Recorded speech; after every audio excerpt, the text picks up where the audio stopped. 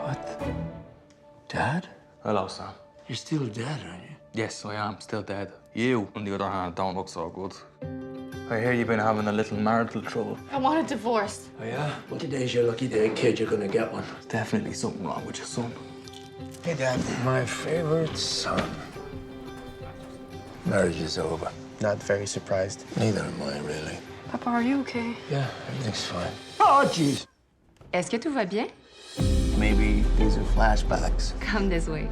No, but it's more like a dream. Where was I?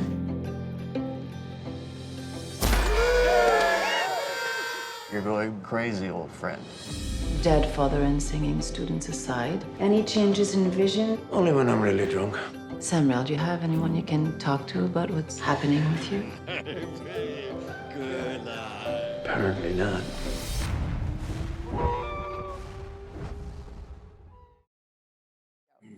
Hey everyone, thanks for being with us at the Whistler Film Festival, also known as Canada's coolest film festival.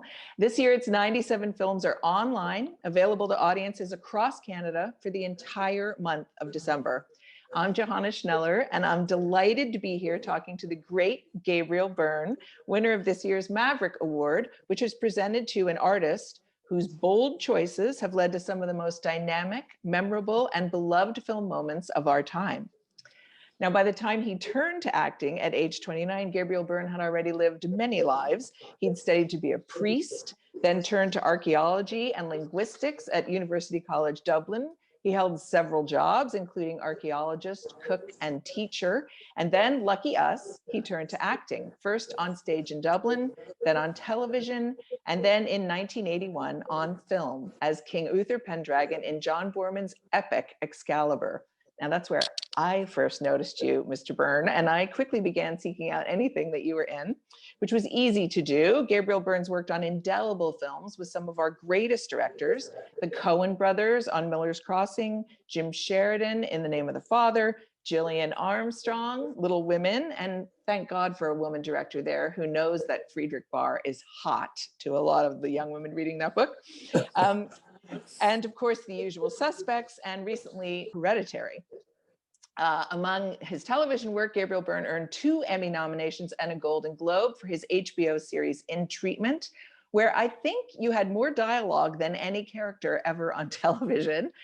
In your most recent stage role in 2016, you played James Tyrone in the Broadway revival of Long Day's Journey into Night, and you earned a Tony nomination. Today, we're going to talk about your exceptional career and about your latest film, Death of a Ladies' Man. Written and directed by Matt Bissonnette, the film shares its title with a Leonard Cohen album from 1977. Cohen's music and poetry are woven into the story about an incorrigible university professor whose life takes a sharp turn. It was shot in Montreal, and it's having its world premiere here at the Whistler Film Festival. Welcome, welcome, Gabriel Byrne. Thank you, Johanna. It's lovely to be here and to talk to you. Now, I have to say that one of the things that I fell in love with about your character was his kind of wardrobe from the Keith Richards collection. Lots of scarves, lots of jewelry. Was that your input, or how did you come up with that look for Samuel? Well, yeah. It was a combination, really, of my suggestions and the costume designer. Keith Richards is not a bad reference there, but I think the idea of the romantic dying poet sits better with cravats and overcoats and bracelets and rings rather than the 3-piece suit and the tie. There's just something about the costume that was flowing that, that allowed me to be, to feel that particular character. It was really just based on a very, very loose image of what I imagined a Byronic type poet might look like in this day and age. And that, of course, because of the nature of the film, is as much about his imagination as it is about the reality of who he is, because the film is very much a film that goes between fantasy and reality. What's your elevator pitch for the film? How would you describe it to somebody who hasn't seen it yet? A dying poet makes friends with his demons and goes on a journey that is about the resolution of long held yearnings and desires. And if I could make a slight connection here with Leonard Cohen, whose music inspired the film. He talked about before his death about going back to look at events in his life, the famous love affair that he had with Marianne. I mean, he had just died when we started making the film, or he had been dead about a year or so. And he wrote that letter to her when she passed on, saying, I won't be far behind you. So in a way, he was going back to that seminal event in his life. And I think that the character that I play is also a man going back to visit the past, to try to reconcile his longings, his yearnings, his regrets. And he does it in through fantasy, by making peace with his demons, is the only way I can really say it. That's not to say that it's a heavy movie about dying and death, and it's not just about that. It is funny, and it's also poignant, and it's also a film about family and about relationships, and about the way men project the image of themselves into the world. Mm-hmm. And so, because the movie goes between fantasy and reality, it crosses over into the reality and also into what this man imagines his life to be. Yeah. I think it's safe to say he's a rogue, so he's got that charm, and the movie is just full of charm. So I understand that you're not an easy yes to a project, that you're very choosy. What did you think you'd get out of playing Samuel? Why did you want to explore this guy? Well, I met Matt quite some time ago, as is the way with all independent films, or at least 98% of them anyway. They're very difficult to get off the ground, to get financed. And what I saw in this was the opportunity to play a character who's given basically the news that he's not going to be around anymore, and how he deals with that, and the way he deals with it is utterly inappropriate, in my opinion. A man who's denied intimacy, who has denied friendship, love, family, lived his own kind of selfish life, and comes to realize at the end of the film that they're the things that are truly important. And that to me was a huge message to be in a film, that the external material things that we crave, that the culture tells us, that society tells us are really, really important, are not the things necessarily that are beyond a certain amount of comfort, material comfort. But the acquisition of material goods for their own sake, to me, seems like a very hollow ambition. And it's the cultivation of the spiritual side of oneself that is the real journey. And that's the journey that this man goes on.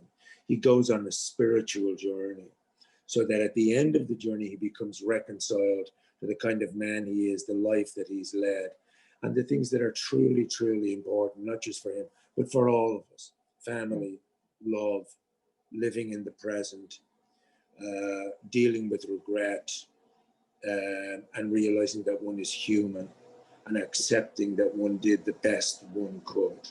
But the answer is not out there. The answer is in here. Yeah, that's beautifully put. Did you and Matt come up with a backstory, a reason why he loves and leaves women, why he's reluctant to stick to his family and friends in the beginning? Well, he's a particular kind of man. There's a romance around the artist and the poet. Maybe not so much now, but there used to be. I'm talking about, there's a residue of it, I think, with Keith Richards. Maybe he's, again, going back to him, somebody who can live what looks like a very hedonistic lifestyle and seems to be impervious to it all, and lives a very contented, happy existence.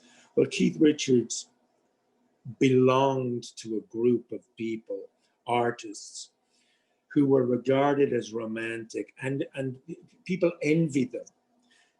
The tragedy is that so many of those men died because they were mythologized for their hard living, for their alcoholism. They were called rebel rousers and, rebellious bad guys and so forth. It's a powerful masculine myth, and it doesn't exist.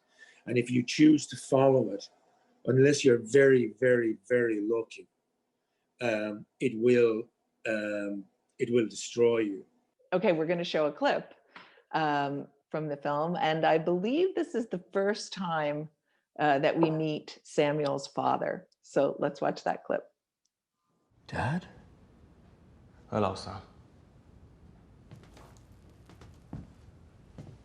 What are you doing here? Well, I was having a quiet drink and a smoke. Should I put it out? No.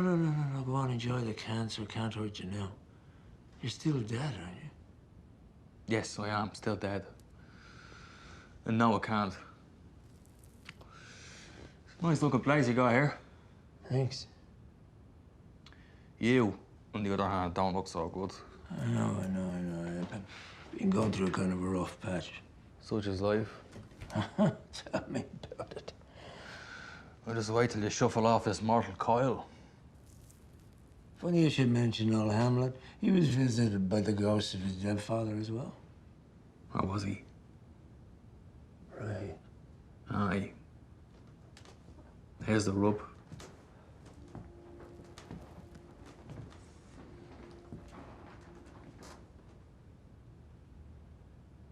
You're either a ghost, or I'm more fucked up than previously believed. Does seem that way. Although there's nothing yet broken that can't be fixed.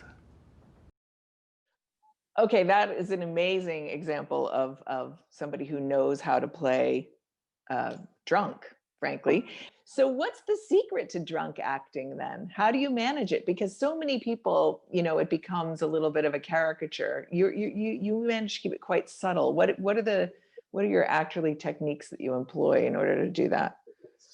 So let's say, for example, you don't have to be colliding off walls. You can be like that.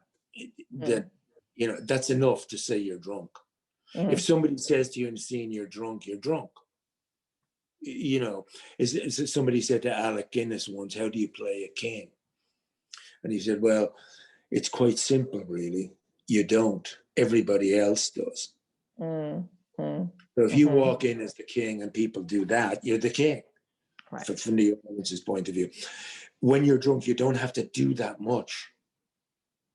it's enough to subtly suggest it, because if you were colliding off walls and banging into furniture in every scene, it would be chaotic. Yeah. So subtlety, I think, is the is the keynote there, I think. Yeah, I think subtlety is one of your hallmarks as an actor. Actually, I think you do a lot with the small telling gesture. When did you realize that acting was the thing you wanted to do? Because as I mentioned, you did have several other careers. How did you turn to this one? Well, I think if we all look back at our lives, the seeds are there of what we become. And although I couldn't put a name on this. First of all, they say that acting is the shy man's revenge. I think to a great extent that is true. I was always a very shy, very, very shy child. And I still am. It takes me a long time to become authentically myself when I'm with people. It takes me 2 or 3 weeks on the set before people say, oh, he's actually quite, he's okay. Because it takes me that time to be socially comfortable. I've always suffered from social anxiety, so that groups of people and crowds, not my favorite thing to do. But when I was a child, I was an altar boy in the church. And being an altar boy is like being on stage. You're facing a congregation, which is an audience. The priest is the main actor. The mass is the screenplay, if you like. And why I went from being somebody that my mother would pull by the leg out from under the bed to come downstairs and see, my Uncle Harry or whatever, to that guy who walked out in front of, I have no idea. And to this day, I have no idea why I do it. I don't know why, because my instinct is to not do it.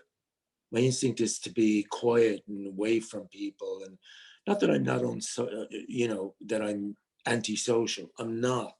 I just happen to be an introvert who's quite shy. And for a long time, I thought there was something shameful about that, until I realized that being an introvert is actually a pretty great thing to be. And but our culture emphasizes the extrovert and says, oh, you have to be that in order to be this. Well, when there's no alternative presented to you, you think, well, I'm not that, so I must be some kind of a failure. And coming to acting happened in the most peculiar way. I was a teacher. I went back to university and got a degree, and I ended up teaching Gaelic. And I used to bring my kids to the movies and to the theater. And they were like 16, 17-year-olds, 15. And we would go to a cafe afterwards and talk about the film or the play. And it was fantastic to listen to what they had to say about the thing that we had just seen. Whether they loved it, whether they were bored, whether they liked the main actor, whether they thought the play was stupid. It was fantastic. And then one day, one of the girls said to me, oh, it would be great if we could have a little drama class after. So I said, you'll have to ask the headmistress, because she's not going to give us a class to do this. So after school, we did this drama class, and it was one of the most fulfilling experiences of my life, because I got to know those kids really well, and I got to see the power of drama in the lives of young people. How powerful it is. Like, if you take up a little puppet and talk to a kid, the kid will stop relating to everything around except the puppet. And you can say anything to that kid through the puppet's head. And they have the ability to cut out everything. And so we had that. And we put on a Christmas concert once, and one of the kids got sick, and I took over the role because I was the only one who knew all the lines. And we put it on for the parents, and and then one of the guys who was there, a parent, said, you should think about doing this. I'd never thought about it before, ever. But within a year, I had decided to join an amateur drama group, which was so exciting because I didn't even think you could do anything like that. So I joined an amateur drama group, and the following year I left teaching.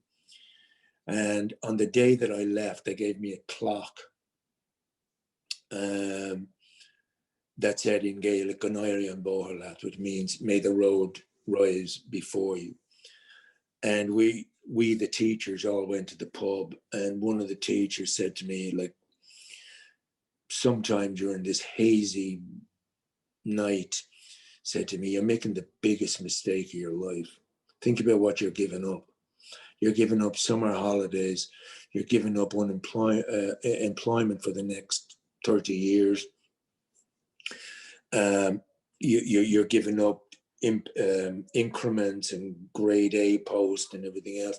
And you could become an assistant teacher if you stick at it long enough." And I remember going home that night and thinking to myself, an assistant principal, I mean, and I remember going home and thinking to myself, this is a huge mistake. This is a gigantic mistake. But it was too late to pull out. I couldn't go back into the staff room on Monday and say, you know what, here's the clock back. And I'm not going to do it. So per force, I had to keep going. Yeah. So I never ever thought that it would turn into a career for me.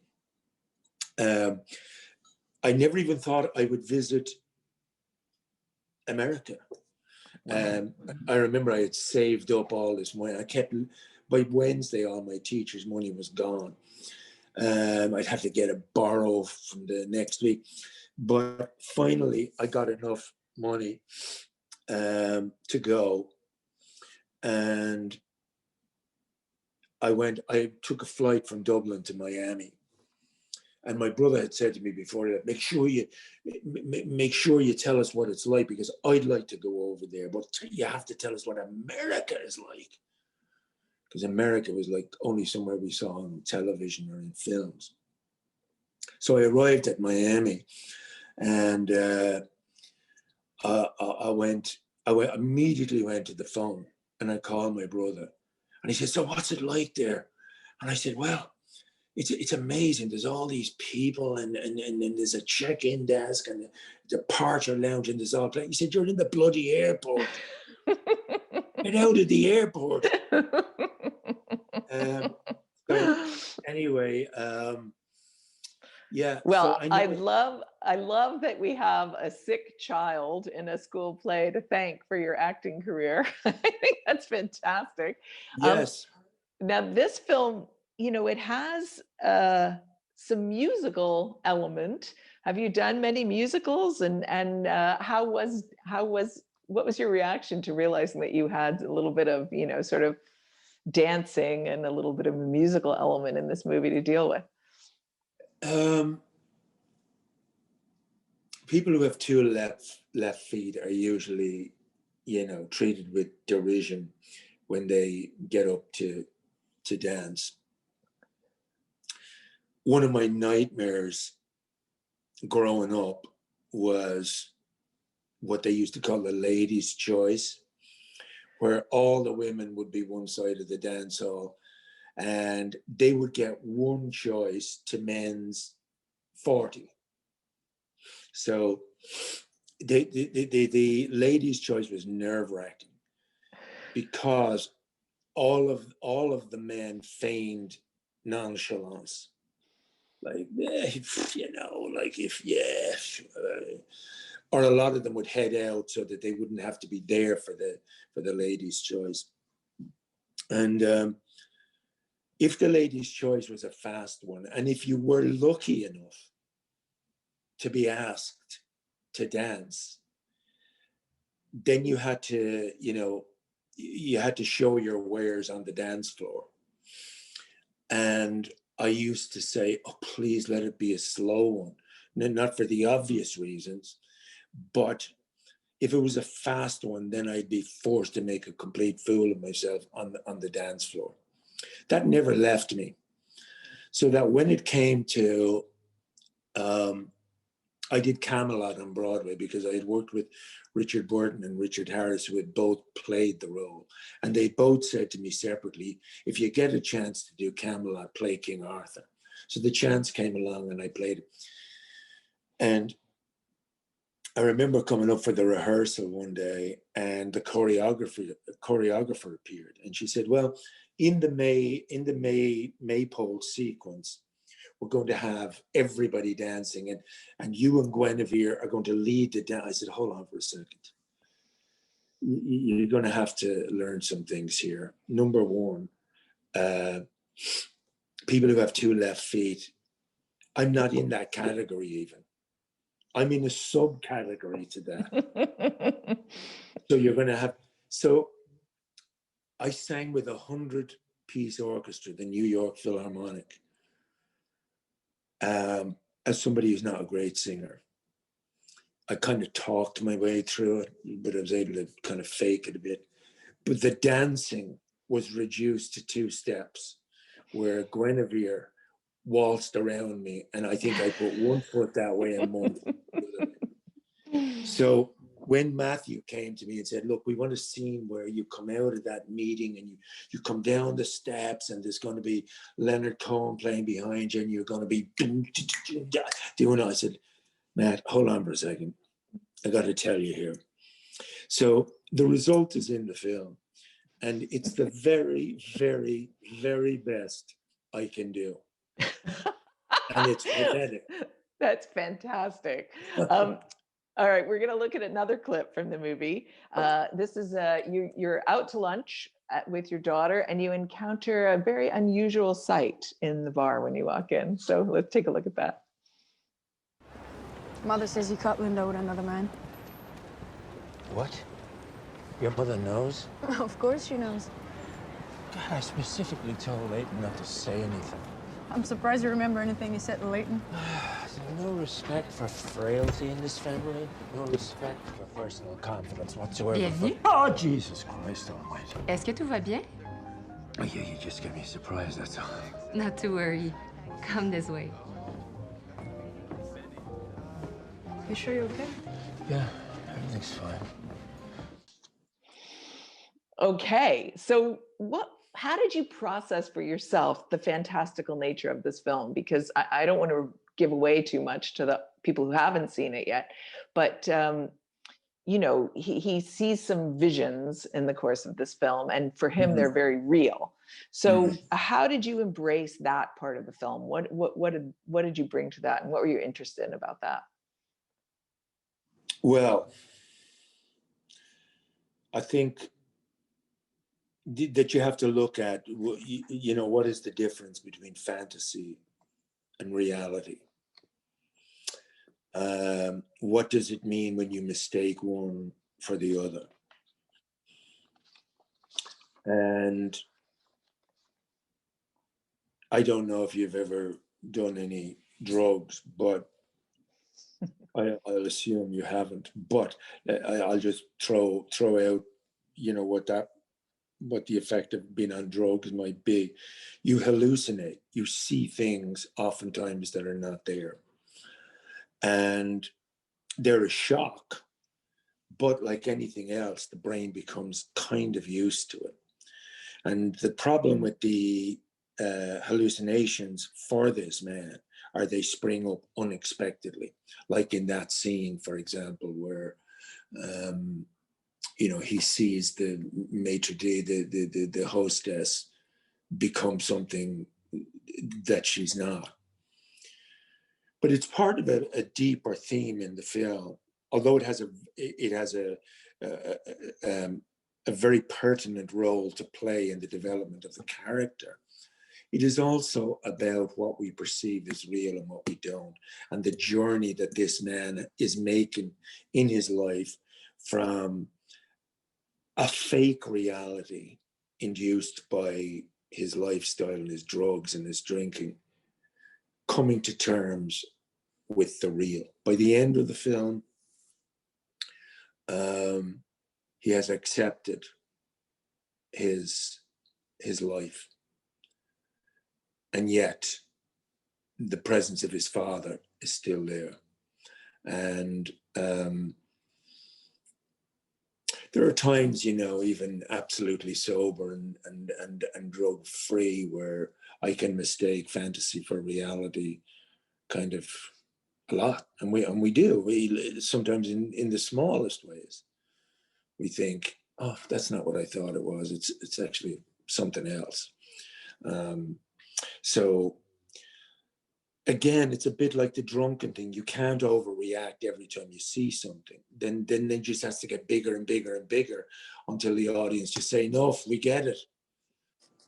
Okay, so as I mentioned, like, I love the sort of subtle things that you do and how you can convey so much with so little. And one of the things in particular, I mentioned the show In Treatment, the HBO show that you did. A lot of what you had to do on that show was just listening and reacting, and or not reacting, as the case may be. Like, how do you make listening so interesting as an actor? A technique of acting, which I think is tremendously important. I think it's tremendously important in life. It's the act of listening. And if you can listen, I remember, and he will know this reference, Milos Forman, who directed Amadeus and many other great movies.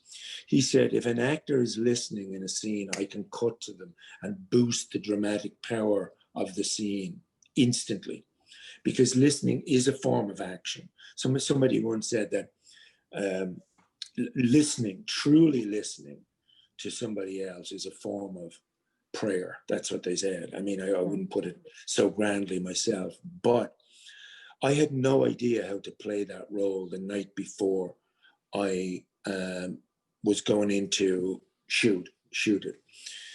And I suppose when senses are keen, you're looking for the answer and you're more likely to find it. And I was in a taxi in New York, passing by stopped at a traffic light, and I looked in at the cafe window, and there was a man talking behind the glass in silence to a woman, and she was listening to him. And there are many forms of listening. There's fake listening. There's listening when you're saying, did I leave the kettle on? Or, you know, all kinds of listening. But the absolute absorption in what the other person is saying is a form of empathy and action. So when it came to those moments where somebody would say, yeah, well, I'm going to leave my husband or whatever, the therapist isn't allowed the same reaction as an actor who might say, oh my God, what do you mean? That's terrible. What? He has to process it. So the huge challenge in that role for me was convincing the patient that I wasn't reacting, but convincing the audience at home that I actually was. Yeah. So that the audience at home could say, oh, he doesn't like this. He's not happy with this remark, even though I wasn't doing anything, because by doing nothing, you're allowing the viewers or the audience to make the decision for you. Yeah. So it's a flicker. It's a flicker, yeah. It's a total flicker. I decided I wouldn't use any props either, which is goes to your professor's question. No props, so that it was just my face and it was just the listening. But I have to say that there were some patients, I'm doing that thing, there were some patients that I didn't particularly like or empathize with as people. I don't mean as patients. And in those ones, I would carry a pen. And one of the props guys said to me one day, he said, look at your hand. Because I would dig the pen into the palm of my hand to keep myself from falling asleep or smacking them. or smacking them. So I was talking to a real therapist. And I told him this, and he said, "Oh, I so identify with that." I said, "So what do you do if somebody's coming to you for 10 years and they say, I'm thinking, I don't know, should I leave my husband? I'm really beginning," and that you want to say, "You've been saying that for 10 years. And I've been saying to you, leave him. Stop driving me crazy with this leaving the husband, leave him."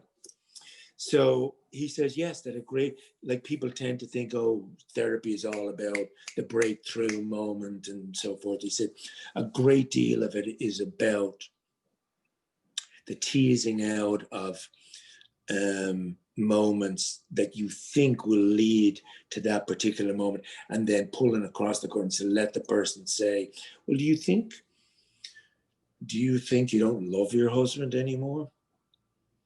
And wait for them to say, no, I don't love him anymore. Would you think of leaving him? Yes, I think, will you leave him? I don't know. Actually, I do love him now that you come to, and you're back to, so it's a very complicated process, but to play one on screen was maybe the most difficult thing, one of the most difficult things I did. And Johanna, just to remark to your point, it was 35 pages of dialogue every 2 days. I read something that you actually had a little monitor at the foot of the chair. I had to. Because otherwise there would no way you would be able to remember all of that. Well, you go home at nighttime after a 15-hour day and learn as much as you possibly can. And then there was an aid memoir there at the thing where you could just like flick to it and say, oh, here's this section. I know this section. You know, it's interesting that you had a kind of a big birthday this year, the flip of a decade. Yes. And I think sometimes you look at an actor's filmography and you see a bit of a biography there. You know, you see what they were interested in exploring at any given time. So to live with Samuel, to live with this guy who's coming to terms with his own life, did you find yourself reckoning with your own life? And did you realize, have you landed in a place that you're happy to be? Did you have sleepless nights dealing with Samuel? Did it stir up anything in you? I can separate very easily the work from my life. Once they say rap, I'm, like gone home. I don't think about it because it's what I do. It's the work that I do. Like plumbers don't come home and, lie awake saying, trap in that angle, or should I have put the sink over it? They don't do that. So I don't do that either. But, one of the things that youth blesses youth with to a great extent is a real inability to see the long-term future. You live here, you're going to live forever. So, what is the point of thinking down there? That'll never happen. Or if it does, it's going to be thousands of years away when I reach a particular age. But the thing is that, not to be too heavy about it, but in the West, we deny that final moment, that final day. We deny it all the time. We never talk about it. We never really think about it unless it's forced upon us. And then we even deny it in kinds of subtle ways. In Ireland, it's coming back, I think.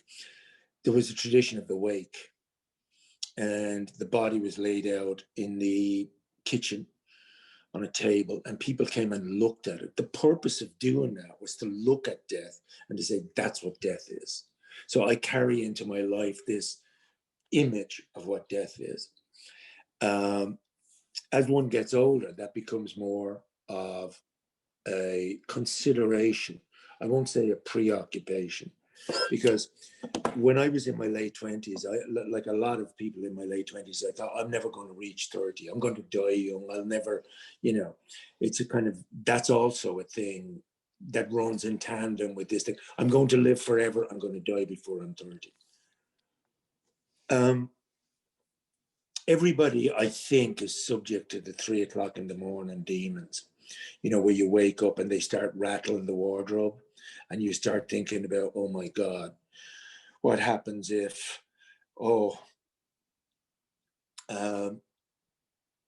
I don't allow those things to upset me anymore, because none of us can predict the future. Worrying about the future and worrying about planning for when or how or if is ridiculous. None of us is guaranteed tomorrow. Nobody.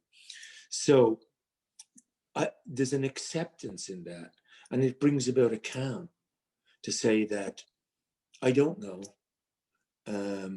but I'm given today, and I'm given this hour sometimes, and I'll say I will accept that, and I will use that day or use the hour to the very best of my ability. One of the only things that I've learned in life is that all the things that I thought were going to happen in my life didn't. And the most unexpected things did. Somebody said, if you want to plan, not that I'm religious or anything, but somebody said that if you want, planning is God's way of laughing at us or something. No, I feel peaceful. I feel contented. I feel grateful. And there was a long time when I didn't feel any of those things. Ambition isn't the same thing to me anymore. Like I look at people who are very, very ambitious, and that's great, and that propels you along. I'm not really ambitious now, because I realize that ambition, maybe it's the fact that, you know, I have reached this stage of my life. My ambitions are to be contented, to be a good person, to be to make the most of time, just like the character in the movie makes the most of time by facing the truth about himself. And I've done a lot of work in that area. Jesus, this is beginning to sound like confession. No, I think it's fantastic. I wish we had more time. I only have time for a couple more questions. And so do you know what's next for you? Is there something you're looking forward to work-wise? Yeah, there's a couple of things. But, you know, like everybody else, you know, all these movies are, you know, it's like the runway at an airport, all these planes waiting to take off and delays. And so you have to sit with your seatbelt on and just say, when we take off, we take off. Okay, so you're not going to tell us what's waiting on the runway. Well, not really. I'm going back to do another season of War of the Worlds, which I've done 2 seasons of, and I've got a book coming out, which comes out in Canada in January. Fantastic. And the US in January. And it's come out in the UK already, and it's been received very well. So I'm thinking maybe I'll do a little bit more of that. Yeah. Oh, I'm very much looking forward to reading that. Okay, so last question. You know, acting really is a kind of exercise of empathy, right? Like you have to slip into someone else's life and feel what they're feeling. And you've played kind of every type of human experience in the breadth of your career. Do you think it's made you a kinder person? Like, what do you think it's taught you about people? It's taught me that we have a shared humanity, whether it's Eugene O'Neill or Shakespeare or a movie or whatever it is, that one of the functions of the film is to hold up a mirror to ourselves and to look in and say, I know what that means. And that's what the actor's job is to channel the words of the playwright or the screenwriter into a story that we can lose ourselves in and recognize who we are within it. And that no matter where you go in the world, whether people speak a different language or have cultural differences that are the opposite to ours, underneath it all is the connection of our humanity. And that's something that, if you look at a film that comes out, like an Inuit film or a film from Japan or a film from Ireland or, wherever, it's really about human nature at the very best. Some movies are just really there to entertain, but even in the entertaining, there's something in there that we recognize at a deeper level to say, that's who we are. It's not that terribly different to people sitting around a fire in the caves talking about buffaloes that ran after them, or, the day they, ate the poison berry or whatever. Storytelling is essential to our lives as human beings, and the predominant form of storytelling in this time that we live in has been the movies and television. The predominant one. It's not the only one, but it's the predominant one. Well, Gabriel Byrne, I will sit in the cave and listen to your stories anytime. Thank you so much for joining us at as the Whistler Film Festival Maverick honoree. You'll receive that award at the Festival Awards ceremony on December 20th. So we're looking forward to that. And thank you so much. And thank all of you for tuning in. Stay safe out there, okay? Bye-bye.